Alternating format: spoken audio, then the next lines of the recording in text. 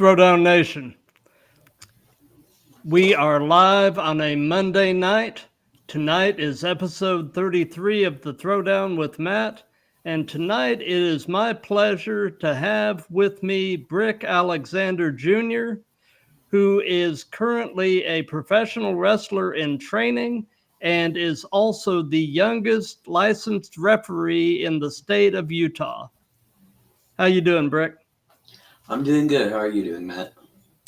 Man, I'm doing great. Like I said before we went live, I've been looking forward to this conversation. This is kind of a unique stream, and this is definitely going to be a lot of fun. So we'll go ahead and get started with the first and most obvious question, and that's going to be, how long have you been wrestling and how long have you been refereeing? So I started training in February, so it's been 7 months since then. Then 2 months after, I was asked if I could referee. So in April, so I've been refereeing consistently for 5 months, and wrestling not that consistent, but consistent for 7. Gotcha. So who is actually training you? So that's good. My father has taught me a lot of the basic stuff. Brick Alexander Sr., even though he's not technically senior yet until I make my debut. Gotcha. Trey Matthews. Mm-hmm. And I've taken one class with Brittany Quintana, or Paradise. Oh yeah, Paradise. Yeah. Yeah. Yeah, I've had Trey Matthews as a previous guest, and I actually just recently had Sterling Silvers, who also trains under Paradise. So it's a small world out in Utah. Yeah. So speed round. Brian Danielson. Brian Danielson, technical masterpiece. Absolutely. That guy is unreal. I mean, and to be continuing to compete at the level that he is at his age and with all the miles he's got on his body is just it's incredible. Yeah, it is. So, like we said before we went live, you know, you've really sort of grown up around this stuff, and you had mentioned that you said when you were 5, you made a deal with your dad that you could start training when you turned 14. So was that really 5 was really the point in your life where you really had a good idea that you wanted to try to do this? I've wanted to do it as long as I can remember. 5 is definitely when it was like in my head that I am going to do this. Gotcha. But I've always wanted to do it. What is your earliest memory of wrestling? So I remember being in my crib. I was at like 3 or 2, and I gave an attitude adjustment to a stuffed Tigger bear. Oh, nice. Right as John Cena did it, I was watching it, so I went boom, and John Cena went boom. And that's as early as I can remember. Well, that's pretty early. It is pretty early. So, what has been the most challenging part of your training so far? So, as I mentioned earlier, staying consistent, because now that Trey's up at Seth's school, congrats. Yes, that's huge. It is huge. I'm not able to train as consistently as I was. And when he had the ring, it was gone in 3-ish months. And I'd say conditioning is a huge one. Nothing prepares you like wrestling. Nothing prepares you for wrestling like wrestling. Absolutely. The more, any sort of physical activity like that, the more reps, the better. I mean, Yeah. but something I'm going to do just to give people sort of a little bit of a taste of what you do. I found on your TikTok, I found a little short training montage, and I'm going to share my screen and play that just so folks can get a look. All right.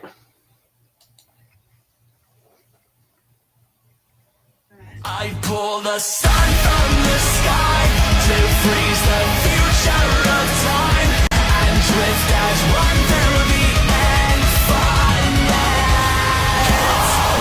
I found my asylum inside your Armageddon eyes. I killed to kiss her apocalypse.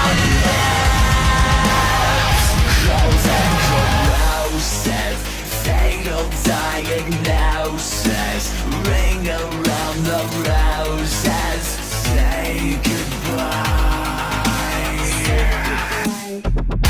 We broke it down to build it up, 'cause analog life's digital enough.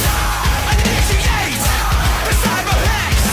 The only way to win is to reconnect. Stay alive, stay alive. For the sun from the sky to freeze the future.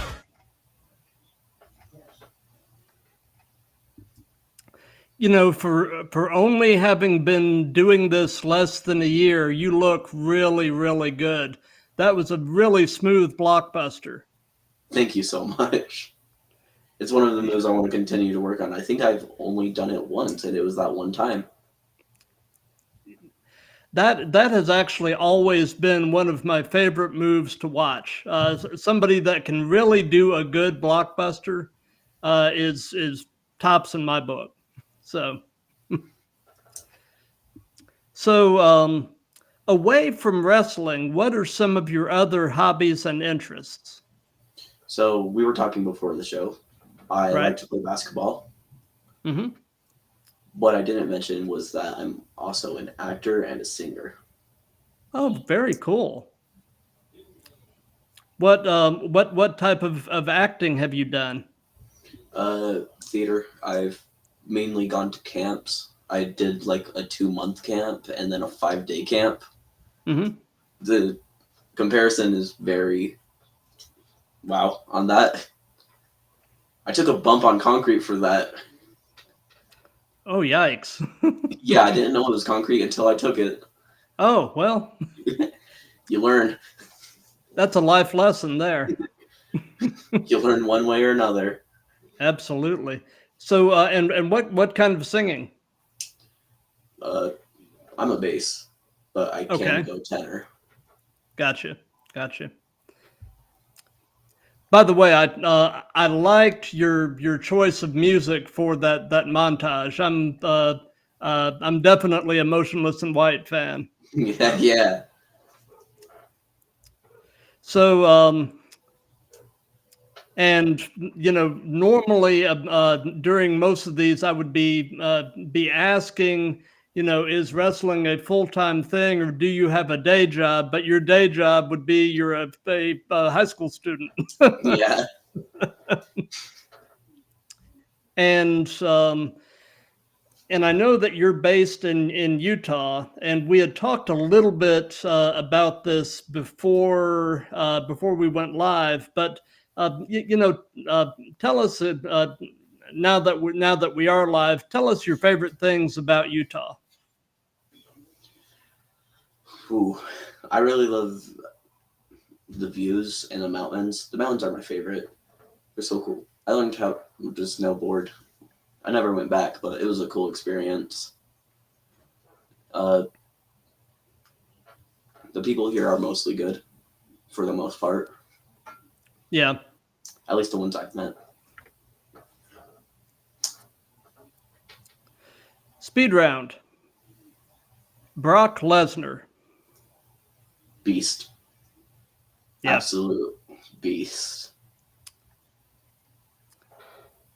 Somebody that is that genetically and physically gifted to be able to do what he has done both in pro wrestling and the brief stint he had in MMA.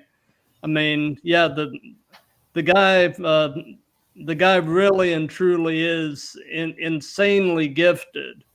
Yeah. But his MMA time got cut short when he ended up against some elite strikers. Yeah. Because I mean, he's good, he's big, he's strong, but an elite striker will pick somebody like that apart, and Yeah. that's what happened. But yeah, the guy has had a heck of a career. Oh yeah. So you're probably at this point still trying to kind of figure out what your in-ring persona is going to be. You may have a pretty good idea, but tell me a bit about the in-ring Brick and compare and contrast him with everyday you. So I'm quick to argue with fans. I've done it as a referee before at the Lucha Project. Mm-hmm. They were saying that was 2 or that was 3, and I counted to 2, so I was like, that was 2, that was 2. And I feel like that's something I would do because it just came out in the moment. I forgot that I was supposed to be a referee at that second. Ah, I'm often the enforcer of authority as a referee, but right. I don't think that's what I do in real life. Right. Well, have you run into have you had to deal with anyone not respecting you as the referee because of your age? And how have you handled Absolutely. that? How have you handled that? Uh, I'm sorry, I'm trying to remember. How did I?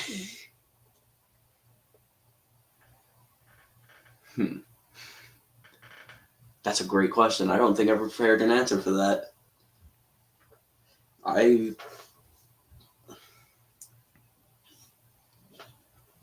think I just shrugged it off. I threatened to DQ them and then went on with my day as refereeing. Yeah, that's really about all that you can do. I mean, uh, you know, there's always going to be people that don't respect the new guy, particularly when they're younger than the norm. But but I mean, obviously, you had to go through some level of training and certification to get to do what you're doing. So it's not like you don't know what you're doing, and it's a shame that there's always going to be people that don't fully grasp that. But so I know that you're still in training, but I'm sure at this point you've had some at least mock matches. So tell me about your first match, and how did it go? How did you feel about it going in? How did you feel about it coming out? All that good stuff. So I was against one of my good friends, Alex V. Okay. Going in, I was pretty nervous about the match, and it really showed throughout because I got really hesitant to do things. Right. The finish, which was the crossbody, I was really hesitant to do. I think I was up there for 5 seconds before I actually went down and gave him the crossbody.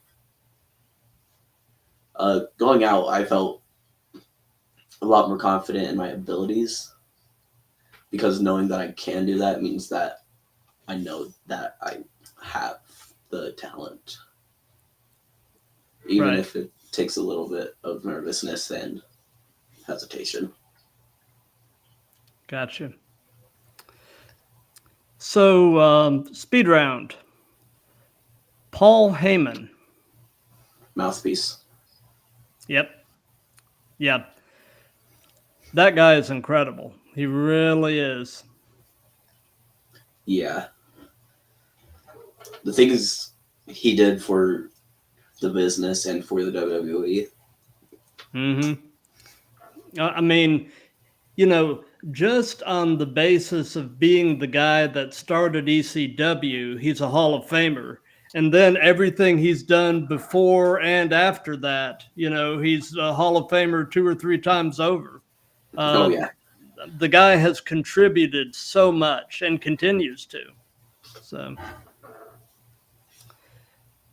So, in what you've done, in the business so far, do you find that you have a preference between working heel or babyface? So, wow. I'm sorry, you're hitting with some good questions. I feel like I've come up with ideas for both, like how I'd work both, but I feel like I'd be better suited as a heel, just because I get to call people old, no matter how old they are. You Yeah. could be 18. You're old. Yeah. I'm already the crown prince of you. And I'm old. I mean, You're old. But well, it's interesting. I've kind of had this conversation with other people that I've had on the stream, but I've always personally, as a fan, found heels to be the more compelling characters because there's usually a reason why they are a heel. They're not being a heel just to be a heel. There's usually some reason, some backstory.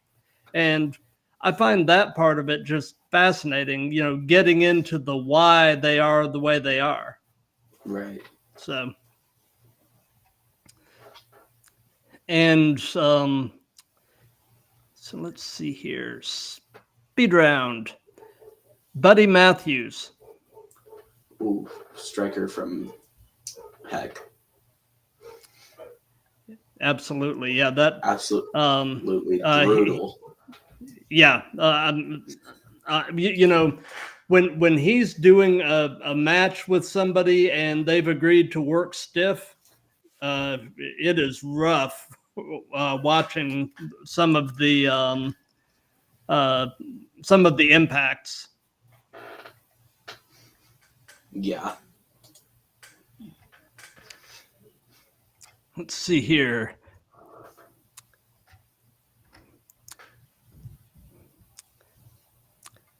Pokey Phantom just left a comment. Way to brave it through the crossbody. Thank you. And then he also says, "No, babyface." No. Live ended. Oh. We haven't been able to watch for like 5 to 10 minutes. Maybe the live 5. ended. Just so you know. What are they watching it on? YouTube. Well, it looks like it's. It looks like it's still streaming on my end. I don't know. I'll just send them the after recording then. Okay. So, in terms of what you're wanting to accomplish, with your in-ring work and your promos, who or what would you say are some of your influences? They can be other wrestlers, pop culture, anything like that. My father, obviously.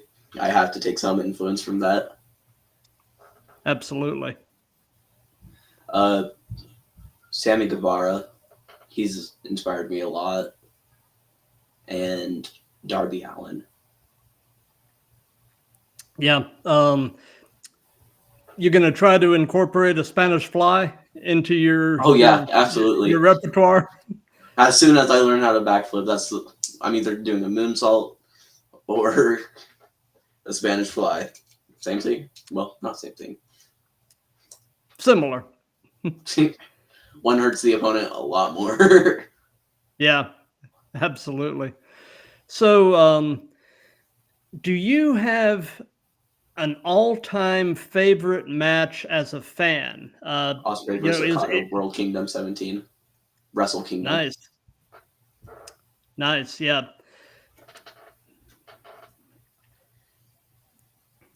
It's such an amazing match.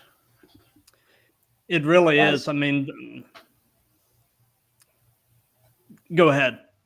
All right, it has the perfect balance between story, wrestling, and it really catches your attention. If I were to make one person a wrestling fan, and show them one match, I'd show them Osprey versus Okada at Wrestle Kingdom 17.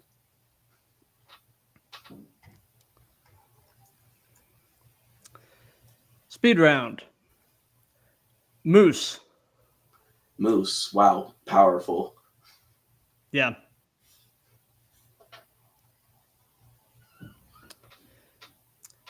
Okay, and That's this about can be do what? That's about all I can say about Moose. He's Yeah. as powerful as it gets. Absolutely. So, and this can be present day or past. Who would be a dream opponent for you? Who is somebody that you would love to get the chance to get in the ring with someday? So I know I've said his name a lot, but my father, Rick Alexander 1.0, I'd love to get into the ring with Shawn Michaels, like 97 Shawn Michaels, Yeah. and 2006 Jeff Jarrett. Interesting. Yeah, it always catches people off guard when I say that, but I really think he's a fantastic worker, and I wanted to learn how to do a stroke. It's one of the moves I want to learn. Stroke and you know, you've always got to learn how to deliver and take the guitar shot too. Oh yeah.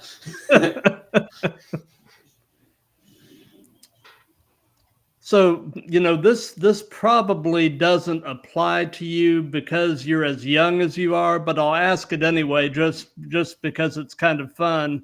And that is, what hurts right now? Does anything hurt as a result of your training currently? As a result of my training, no. My brain does from school. Ah, well, yeah, that's to be expected. You're in school. So, what are your thoughts on the current state of the wrestling business? It's a great time to it's a great time to be a fan. You mentioned it beforehand. You've mentioned it in a lot of the lives you've done. But there's indie federations everywhere, so even if you don't want to, or even if you aren't into the big mainstream stuff, you can still go to your local federations. You can watch it really close. You can support your local indie wrestling, and you can help people achieve their dreams. Absolutely. So let's see here. Where are we at? And what is your take on the role that social media is now playing as a promotional tool in wrestling? I have this mindset all the time. Use what's available to you and always bring it to the next level. I've seen guys like the veteran Jack Vaughn. He's Mhm. made a massive following because of his social media. And Big Trouble Ben Bishop, that's a great one. Also got a huge following from it. I have actually been trying to get Jack Vaughn as a guest on one of these, but I've had trouble getting a hold of him.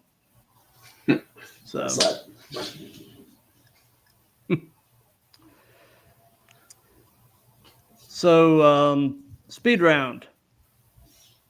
Dominic Mysterio. Legacy. Yeah, for sure, for sure. I didn't mention him earlier, but he does have a lot of inspiration on me because of what he's come from and how he's managed to make someone like his father, who's loved by everybody in the crowd, to being the most hated heel in the industry.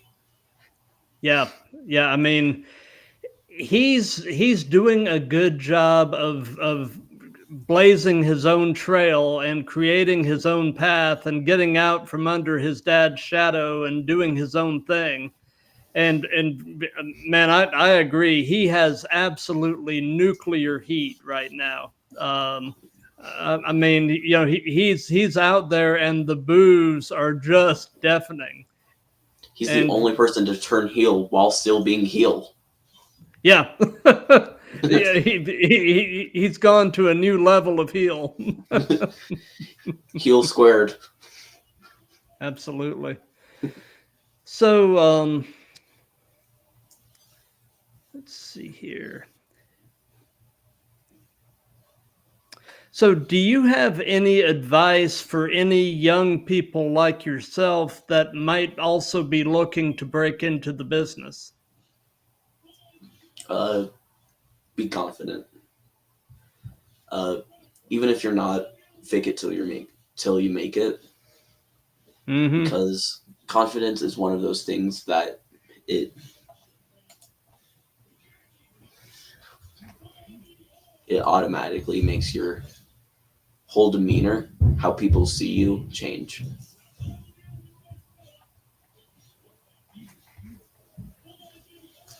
Absolutely. So,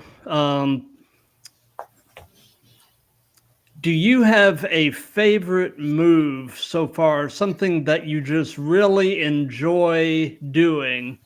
And on the flip side of that, is there a move that either you won't do or you would rather not do?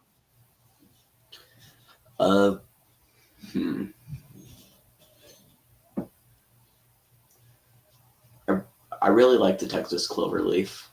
It hurts a lot.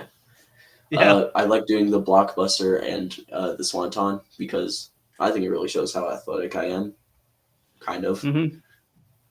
And a move that I won't do, like, I do it under very specific conditions, like if I'm being forced. It has to be the finish, overdrive, or the MVP's playmaker. Oh, yeah. It doesn't make sense to me at all. You're giving the guy's head a nice cushion to land on with your leg. Yeah. You know, a move that always, as a fan, always scares me to watch is the vertebreaker. That just looks like that's just a bad situation waiting to happen. If the least little thing goes wrong with that move, somebody's going to end up in a wheelchair, unfortunately, which is why a lot of places have banned it. Yeah. You know what? If I started a company, I would ban it too. Yeah. Yeah. It's just, it's not worth the risk. I mean, it's just not. Well, something that we've done in all of these, and it's really just been kind of a fun thing, is we've let the current guest pose a question for the next guest. And my previous guest was this past Saturday night.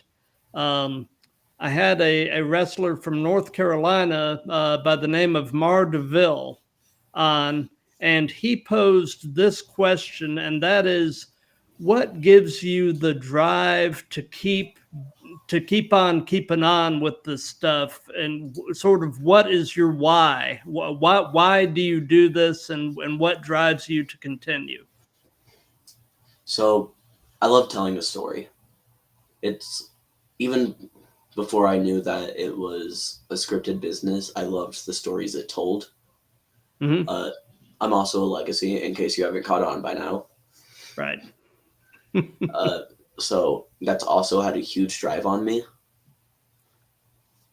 It's helped me kind of get ready.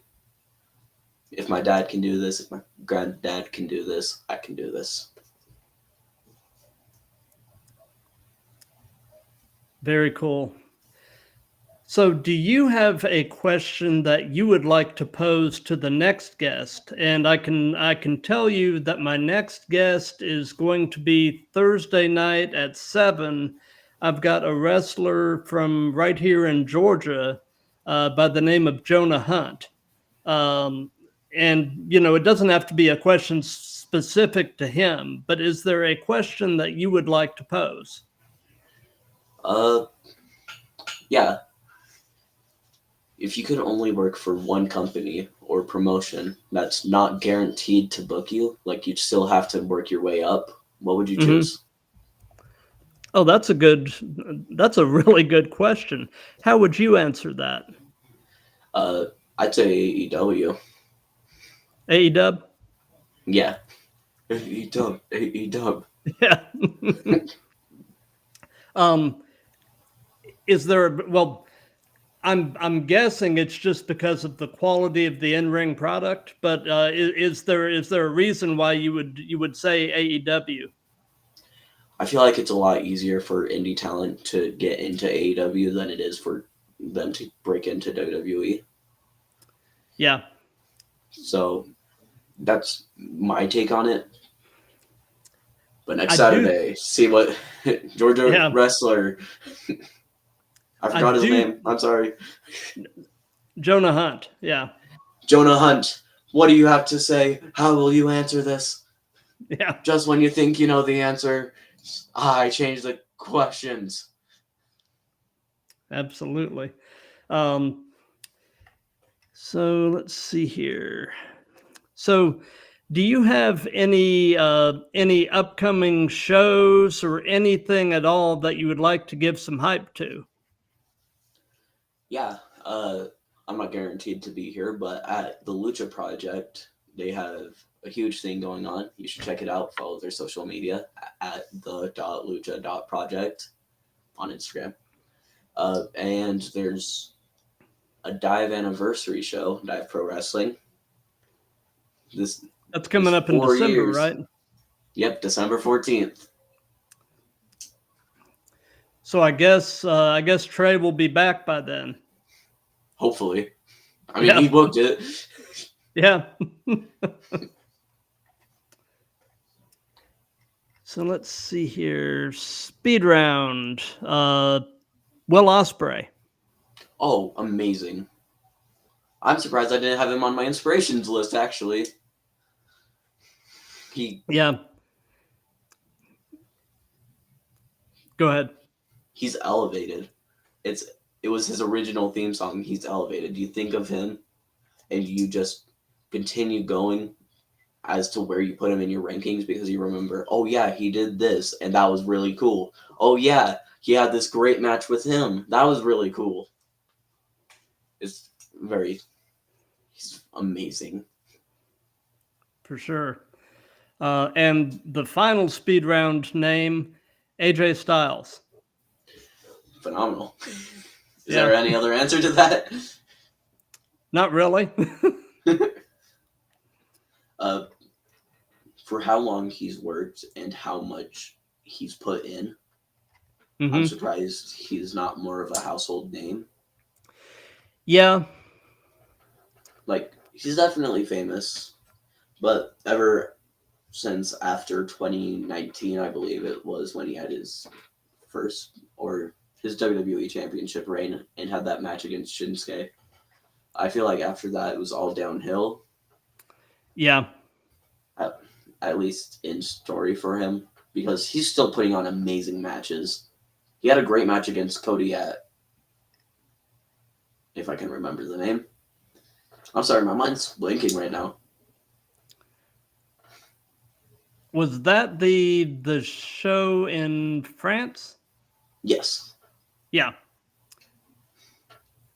Yeah, that show was really good, and those crowds over at the European shows add a whole other element. I mean, Oh, yeah. those crowds over there are just insane. Yeah. They bring a whole nother element to it. For sure, for sure. But anyway, we're pretty much at the end of things, but I want to thank you for your time. And for those of you that have been watching this live, apparently there were some problems with the Instagram feed, but it stayed on YouTube, and I'm presuming Facebook and Twitch. Not sure exactly what happened with the Instagram feed, but anyway, for those of you that have been watching this live, thank you. For those of you that'll be watching this on replays, thank you for that. If you like what we've got going here, continue to spread the word. This thing is really taking on a life of its own.